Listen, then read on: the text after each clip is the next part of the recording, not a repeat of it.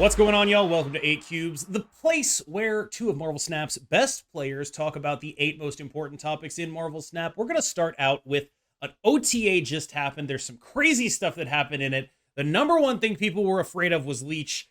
How do you feel that the Leech buff landed? Oh, I feel like before this buff, the 5-3 leech that removes all on reviews wasn't played at all. Mainly because I think it was too hefty of a price to pay, right? Yeah. To play 5 energy worth of a 5 energy 3 power, and then the card only got rid of on reviews. Just reducing the cost by 1 changes the dynamics so much. Like you can literally slot it very nicely into a lot of curves right now, because a lot of the best things to do in this game involve 5 cost cards, right? Like Cannonball, Vision, Prof X. So that slot was so competitive, and definitely Leech was never gonna be able to compete with those slots and those cards. Now, as a 4-2, it also lines up very nicely into what we want to talk about next later, which is Blink, right? So Leech as a 4-2 is very easy to fit in your curve right now. It's always been like the good card versus like Hela, or even if just to negate its on review, but like now you can fit it very nicely in the curve without that much compromise. So I feel like many decks will be fitting the Leech in just as a form of like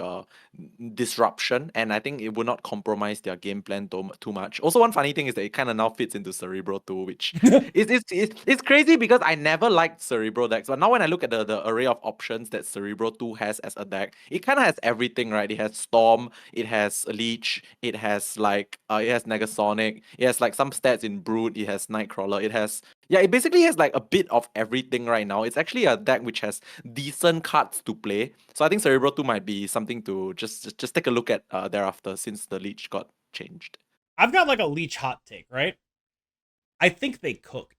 I think that we Yeah. went from a metagame where Cannonball, Annihilus, Hela had no real counters to a metagame where not only is there a counter, it's not that oppressive either. Like, I Yes. think they absolutely cooked on this Leech buff because right now, if I'm losing to those decks, I know I can play something. But I also know there are decks that are built to make this Leech not mean anything, right? Like, you can play real decks that Leech does nothing against. And if you are playing a 4-2 and doing nothing with it, you are going to lose the game. That's just, it's so good. I think they finally did something here. I don't want to speak too soon because there is still things that we need to figure out. But like, oh my God, some of the biggest problems in the metagame are legitimately answered by this card. And, we got to wait for things to settle down. New metagames are always exciting, but I think they might have legitimately cooked on this one. Yeah, I think this one was really well done. Like, imagine you remember previously when they did the Psylocke nerf to 2-1 in the Thanos deck. Like, Yeah. it was such a small random thing, right? But it was such a core piece of the Thanos deck that you still had to play the Psylocke in the Thanos deck regardless. So it's like sometimes they just really hit the nail on the head. And I think this one is one of those things. Yeah, I just cannot say enough good things about it. Because if you told me, hey, we're going to do this, I would have been like, why would you ever do that? Like, why would you Yeah. ever take this card that everyone hates? But it turns out that, like, only hitting on reveals, that is a meaningful restriction. Let me put it that way. That is meaningful. So let's talk about the card that goes with Leech now. Basically, every Leech deck is playing Blink, so you can turn Leech into something bigger. I gotta tell you, I felt like these decks were so, and this is gonna sound weird about like what looks like a mid-range deck, they're very draw dependent. If you have these hands where it's like, oh, I have Dark Hawk and Red Hulk and Doctor Doom in my hand, I can't even blink this into anything anymore.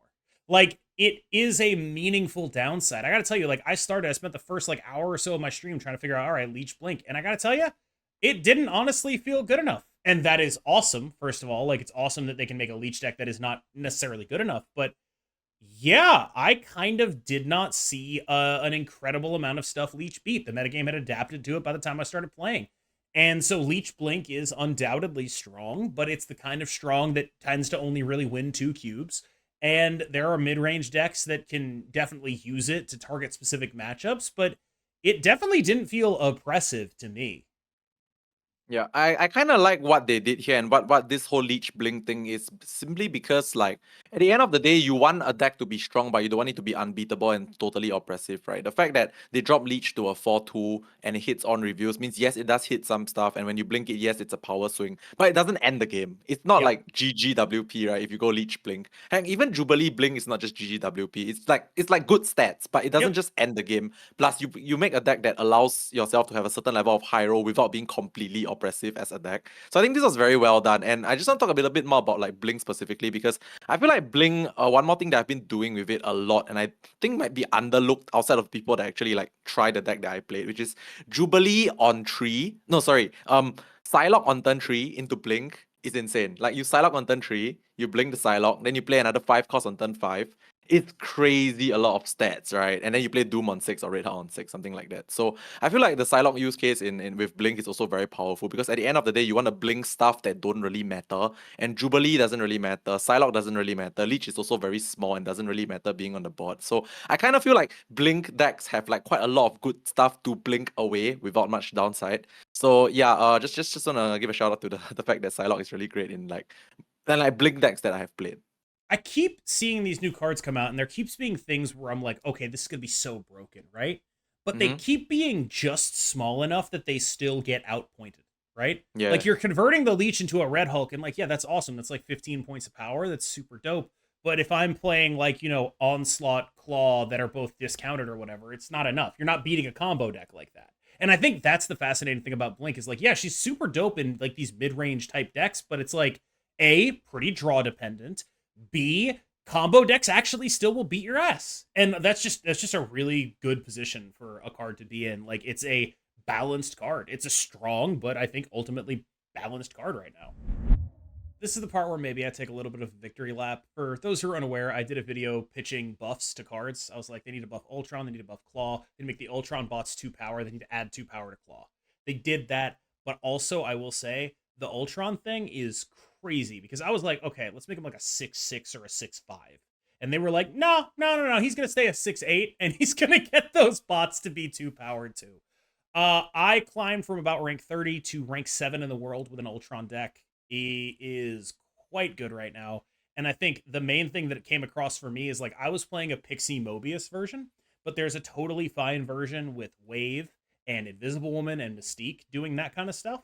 And that requires 0 Series 5 cards. So I think for the first time ever, it's like we have a deck that you can, I think you can hit top 10 infinite with it. I think the person who is currently rank 1 actually hit rank 1 with a deck with no Series 5 cards in it, and buffing Ultron did that. So I'm taking the world's largest victory lap on this one. Like I not only was I right and then they did it, it did the thing I wanted to do with it.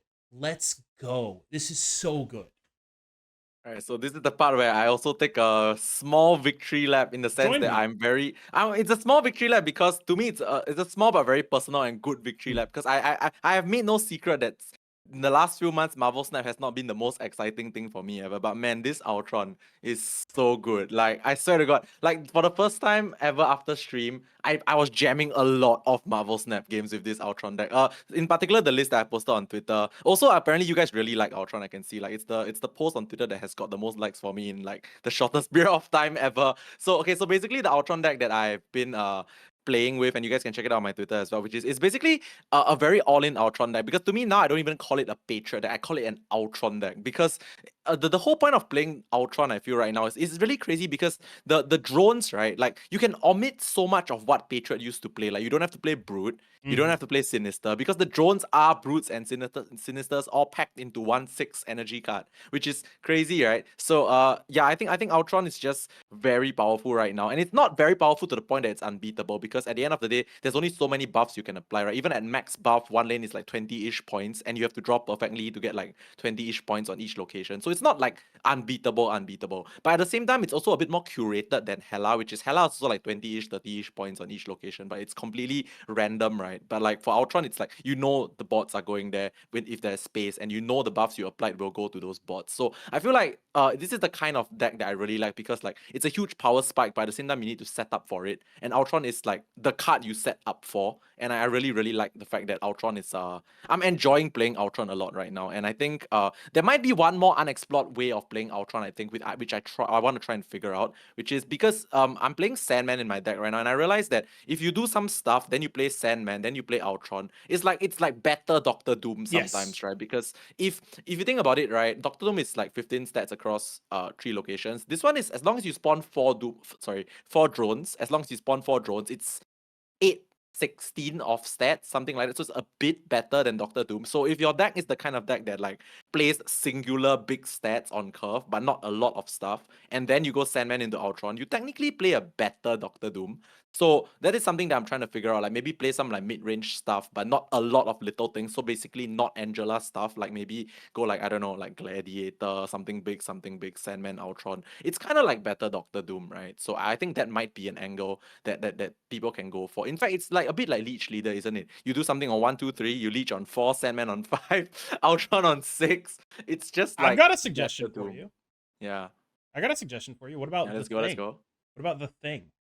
The You're a thing. Patriot deck. What about the thing?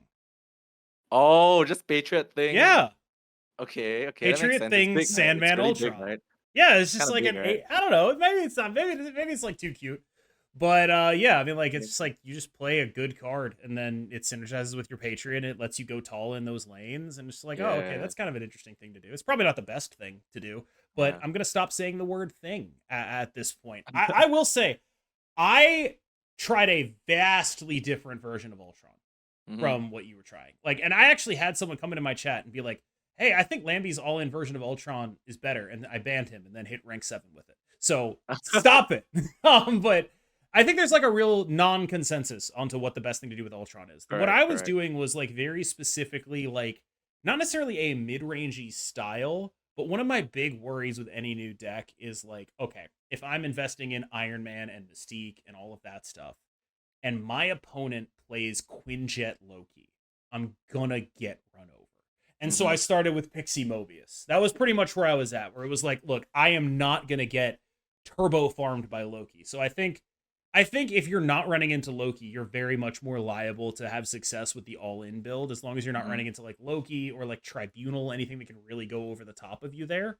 But specifically, I wanted to build for like I don't want that to happen to me. I don't Fair want to point. get Quinjet Loki'd, and like I am very scared of like, haha, it's a 3 power, it's a 3 energy Iron Man, it's a 1 energy Mystique. Guess I died. Like that stuff is so scary to me. So I sort of overcorrected, or maybe I correctly corrected, I don't know, by doing Pixie Mobius in mine. You don't know why Darkhawk was nerfed, right? Not really. I mean, like, okay, so I just really want to say that, like, I know it's like supposed to be the like one of the highest win rate things, like, before the nerf and all that. But like from us talking to a few people in my community, from actually like playing the game a little bit here and there, I've never really seen Darkhawk really do anything too crazy. Like, I'll be completely frank, I wasn't even in like the highest of Infinite like in the last month for the first time in a while. But I haven't really even seen Darkhawk in like the average ranks. So like, I don't know, man. Like, there's so many good 5 cost things to do right now. We just talked about Leech being unplayable previously before the buff, because there were so many competitive cards to play in the 5 slot, right? Annihilus, Cannonball, Prof, even Vision or whatever. Like Darkhawk just feels secondary. Like, I don't know, man. Like, I really don't get why Darkhawk is an issue, and like how its win rate is so high. I really don't see it that often at all. What about you, KM? I agree with you. It doesn't match my lived experience, but here's my pitch Yeah, for why it makes sense, right? Second Dinner balances the game around not us. They true. don't. They don't balance the game around us, right? So if you look at a metagame and you're like, there's no real problems for high infinite, the next question you have is, and I think that was a fair thing to think about the metagame, right? Yeah. There's no real problems, or at the very least, no real problems that we're not addressing with Leech, right? Like, sure, fine with it. But is it possible that when you look at like, the top 50% of the entire player base, that Darkhawk ends up being a little too good, that Lady Deathstrike ends up being a little too good? Really? I think it's possible.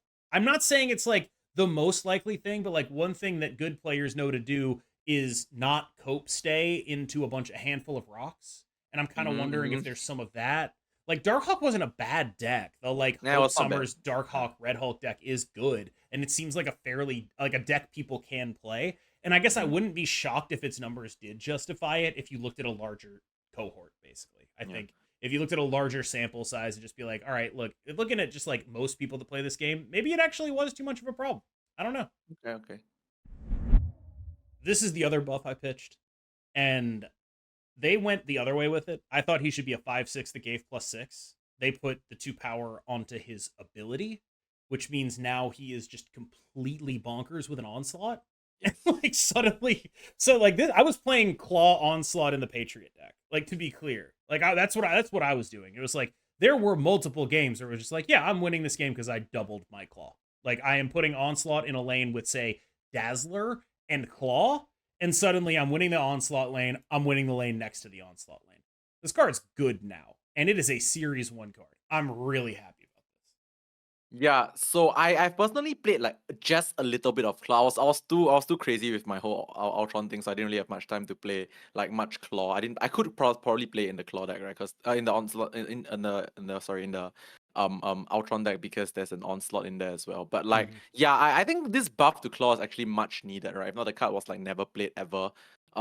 Going like 4 power in one location and 8 power in an off lane, I think it's like the feels good thing. Like, people like to play Doctor Doom, right? People like to play stuff in 2 locations with 1 card. People like Miss Marvel. Yeah, people like Doom. So I feel like Claw's just now in that range of cards whereby the stat buffs, like the 4/8, is like good enough to be like played in your deck, so you can cover 2 locations at once. Like that kind of card is like favorable to most people. I don't know if it will fit in mid-range decks. I feel like it has to have a bit more dedication to it, like I guess, yeah, you can play it in like ongoing stuff. And I think one thing that you mentioned, which I think is really important, is like players in like Series 1, Series 2, Series 3 have like a powerful card to play right now that isn't like 6,000 tokens, right? Or like you remember when Arrow was S3 and it was actually a good Arrow, like at that point in time. That was kind of like, okay, pretty good. Now there hasn't been I guess Vision, but other than that, I don't think there's been many good like 5s that are like just like easy access to players, right? And I think Claw's like a buff in the right direction. Also, I don't think this buff makes it overpowered at all. I think this buff just makes him playable and like good, just like Yeah. good, not like too powerful good. So I like this a lot. I was so happy to be able to play a card like this again. Like, I cannot stress Yeah. enough just how much I've missed. Because, like, one of the things that's really happened in Marvel Snap recently is archetypes that have gotten help have stayed alive, and archetypes that haven't have not. And the best way for archetypes to get help is when they get new cards, right? So you look at Destroy and Discard. Destroy picking up Nico Minoru, Discard picking up Proxima and Corvus. Like, these are how those old archetypes managed to make it into the new age. And it's impossible to make a new, really good ongoing, probably. Like, it's very difficult, right? It's very difficult to make a new card that makes Patriot. You just say ongoing problem. I like the I shout out to didn't. the ongoing. That's not what I said. I said ongoing, probably. But thank you. But ongoing, yeah, I thought ongoing now. I said, okay, that was a No, pun no, right there. I won't claim it. Right? Remember that episode of where you pretended that the pun was on purpose? I won't claim that. Oh That's yeah, not but it was I'm such a not, good pun though. It I'm was not so claiming good, it. though. It wasn't me. Right. But yeah, it's harder to make like a really good ongoing because there are so many ways to abuse that. And so it's also hard to release a new Patriot card. And so my thought process is like, how do you help them? And you have to help them by buffs. And that's what they did. And I cannot say enough good things about it. It was exactly what I wanted. I'm so happy. Yeah, honestly, I just enjoy this OTA a lot. Like, I feel like maybe it's just personal, or maybe it's just like maybe we haven't played these cards for a while. But like, this OTA really just speaks to me the most out of all the OTAs that they've done in a while, and I'm actually enjoying playing these changes a lot. They crushed it. Like, I'm shocked. Like, I legitimately on day one, I cannot think of a more fun thing that has happened. Like, I guess deleting Thanos did. Like, this is how deleting Thanos did a lot for the game, yes. Yeah, but like this is like a deleting Thanos level OTA. Yes. I really enjoyed it. So let's talk about those green cards everyone hates. First up is Loki, and I think Loki is a deck that sort of hangs around and then people remember that it's good. Like, a new thing will happen and it's like, all right, let's go play the new thing. And then it's like, oh my God, I just completely eat it to Loki, right? Like, I like this is my worry with your fully like invested version of the Patriot deck, where it's just like, if they play Quinjet and Loki, I don't know if we can ever win. I think we maybe can. I don't actually know. I don't have enough experience on it. I genuinely kind of want to know what you have to say about this and what you think Loki's position in a metagame like this is. So the funny thing is, right, like literally exactly what you said is exactly what I wanted to say. Like the first point that I was gonna open with was like, it's not that Loki got any like worse. It's just people No, just forget about it temporarily because there's new things to play. Like honestly, whoever really wants to farm the meta right now, just bring your probably typical fine. Yeah. Loki. Yeah, you just bring your same Loki deck and beat everyone playing everything new right now. Because I feel like nothing changed. Like the literally my first point that was gonna come out of my mouth at this topic was like, I think if you just decide to suddenly want to play Loki now, you realize that you're still in a really good spot. So yeah, so I think this meta actually is actually still really great for Loki because like just look at the stuff that is reintroduced, right? You wanna play a 3 energy leech, you wanna play a 4 energy Claude, you wanna play a 5 energy Ultron sometimes or whatever. Like honestly, like I think Loki is still in a very perfect position right now Yep. to just also 5 energy onslaught for your Queen Jet if you really want to, but Wait, like that's so messed up. that's disgusting, It's a right? But 4 energy onslaught for yeah, your exactly. Quinjets. So it's just messed up. So I feel like actually Loki, all it takes right now is for people to be like, I think I don't really want to play new decks. Let's just play Loki, and they'll be like, oh my god, I win. Yeah, So that's where Loki's position is right now for me. They just need to want to play Loki again. that's why I'm like pre-built against it with Pixie Mobius. That's like the biggest Mhm. upside of Pixie Mobius for me is like, yes, it's a like ramp and cheaty thing, but also it gives you a good reason to run Mobius, which means you beat Mhm. Loki. And like that is just like I cannot stress enough how valuable it is to just like know that you can actually beat that deck because Yep. otherwise it will run your ass over. Yep. Let's talk about the other green card everyone hates. That's Hela, and it's gone It's gone. entirely. No one's playing this anymore. Leech scared it away. It's not a thing. Leech scared it away, and most of the Ultron decks can compete on points. Exactly. Exactly. Horrifying state for Hela. Tell me about you with your all-in Ultron deck. No interaction for that card at all. Do you think you're favored? Yo, my deck never loses to Hela. Like, Oh my it's god! just the only time it loses is if there's like a what I don't know, like that, like some weird location that I can't spawn drones in and they play Magneto to clock me. But other than that, like I've been okay, so I haven't completely been playing against no Hela. Okay, so I play Okay. a few hours of ladder like before this. I've been playing against some Hela, but like you said, there is no stopping Patriot, Mystique, Iron Man, Ultron, Blue Marvel, whatever Ultron. Like there is literally no counterplay outside of maybe Lucky Magneto sometimes. I just like farm, like you just full farm Hela, and like so that's what the all in like Ultron builds like I'm playing have benefit like right now. But one more thing I really want to agree with you is that like just because Leech is so playable right now, by so playable I don't mean like it's super good. I mean it's more like it's because it's convenient to play in your decks. It doesn't fit the 5 cost slot anymore. So much Leech in the meta, and also so much like people willing to just plop Leech into whatever deck, right? The Hela decks just cannot survive in a sense. Like remember we just mentioned in the previous topic, like Loki is probably just still fine and actually still good. For Hela, it's like totally opposite. Like there are decks that actually beat your stats Yeah. right now, and there are decks that literally just end your Hela on turn 4, right? Like now you are like hoping to top deck Hela on turn 6, and that's not actually a winning strategy, right? You're hoping to not have the Hela too early in your opening hand, because if you do, you get leeched on turn 4 into Blink into Red Hawk and then you die. So like I think Hela's in this weird spot whereby maybe not everyone has realized it yet, because I do play against some Hela here and there still. But like after a while, they'll probably realize that this is so not viable, because like my best plays involve me not having my best card in my hand before turn 6, which is Yeah. kind of There's a sad, right? there's this thing with Hela where it's like what Hela does well is in theory, like obviously RNG matters, but like what Hela does Yes, well mostly is contest all 3 lanes very strongly, yes. right? Like that's what it does very well.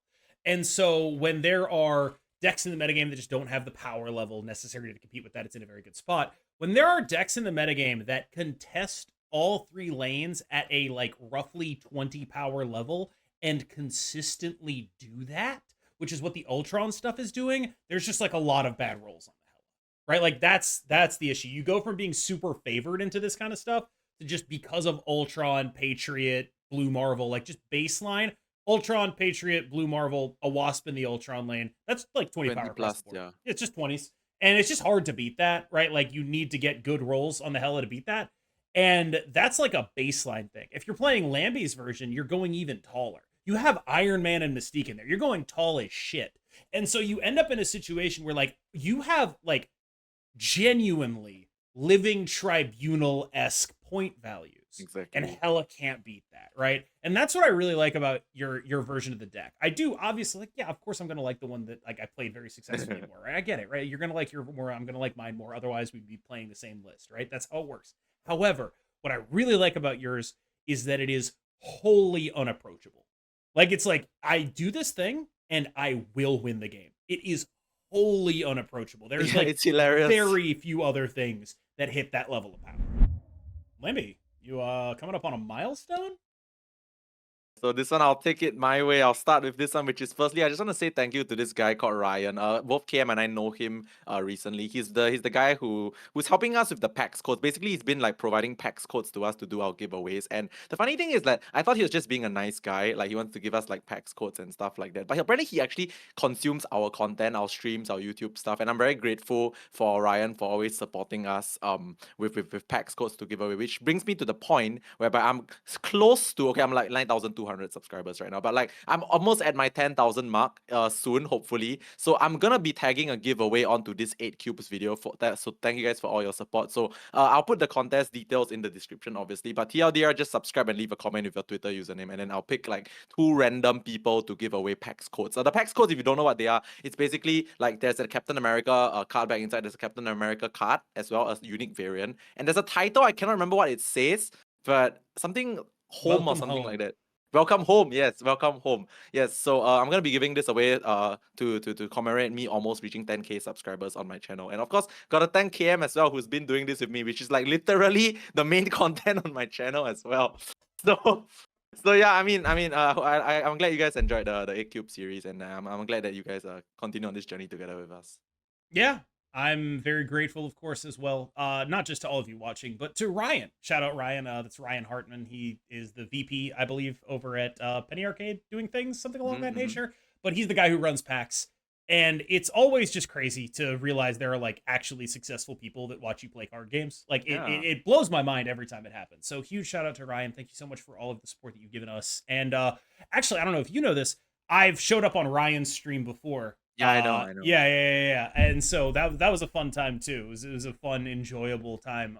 It's a good dude. Just nothing bad to say about him. And thank you, of course, all of you who have made it this far in the video. Remember, Lambie's looking for that 10K goal. Let's see if we can get that. If you're watching this right now, you watched like 28 minutes of content right now, hit that like button. Hit that Yeah. subscribe button. Let's get it. And of course, Lambie, take us out.